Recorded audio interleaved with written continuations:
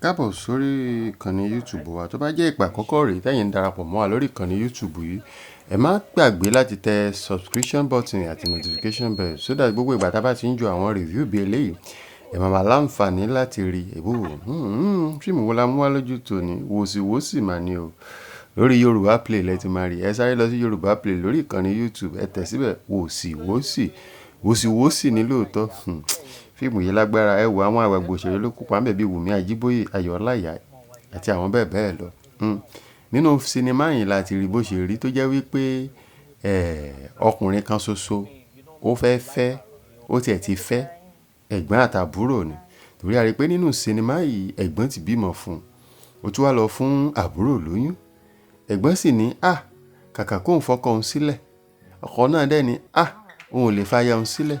Tó bá wá rí bẹ́ẹ̀ kó gbà fóun kóun fẹ́ àbúrò ẹ̀ kóun dẹ̀ fáwọn méjèèjì. Ẹ̀gbọ́n ṣáṣáyé ń ṣerú ẹ̀ nílẹ̀ Yorùbá. Tọkọ ẹnìkan ṣoṣo máa fẹ́ ẹ̀gbọ́n àti àbúrò. Àti pé tàbá ní ká wò ó láti bẹ̀rẹ̀ sinimá yìí pẹ̀lú ìtú tí ẹ̀gbọ́n náà pa fún àbúrò nínú fíìmù yìí. Tí àbúrò bá wá sọ pé òun ṣetán òun fẹ́ gba ọkọ òun padà. Àpúrọ́ kò sí ní tó burú ńbẹ̀. Kọ́lọ́run kó gbà wá ńbẹ̀ ni. Gbogbo àwa abiyamọ, gbogbo àwa ìyá níyà, ẹ jẹ́ ká máa ṣọ́ra. Ká má máa fẹ́ ọmọ kan jù kan lọ, ká má máa fi kan kẹ́kan. Torí tá bá wo sinimá yìí, a rí pé Madam Saje ló fa èyí tó pọ̀ jù nínú ọ̀rọ̀ yìí.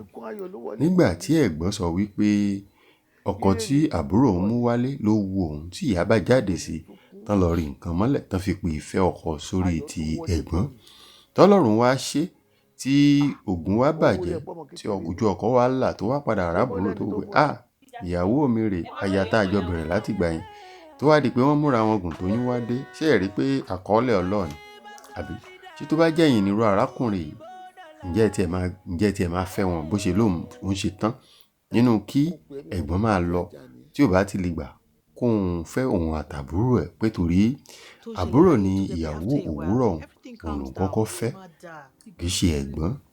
Tó bá jẹ́ yín ni ẹ̀gbọ́n gẹ́gẹ́ bí obìnrin ṣé ẹ máa gbà? Àbí tó bá jẹ́ yín ni ọkọ bóun ti sọ pé òun fẹ́ ṣe yìí ṣé bẹ́yìn náà ṣe máa ṣe nìyẹn tó ti gbà pé àwọn méjèèjì ló fẹ́ tàbí ìyàwó àwúrọ̀ ló fẹ́. Kọ́lọ́run kúkú máa ṣàánú àwa abiyamọ ni. Madam Saje ló ti kókó àwọn ló ti kókó àti pé ní tí ẹ̀gbọ́n ṣe àmì náà ò lè gbàrú ẹ̀ kí ìyàwó mi nílé mẹ́wàá kí n má mọ̀ kankan. Ẹ wo ẹjá pàdé nínú apá kejì fíìmù yìí. Ẹ bá wa tẹ subscription button àti notification bell. Ẹ subscribe tó bá jẹ́ ìgbà àkọ́kọ́ ni. Ẹ ṣé púpọ̀.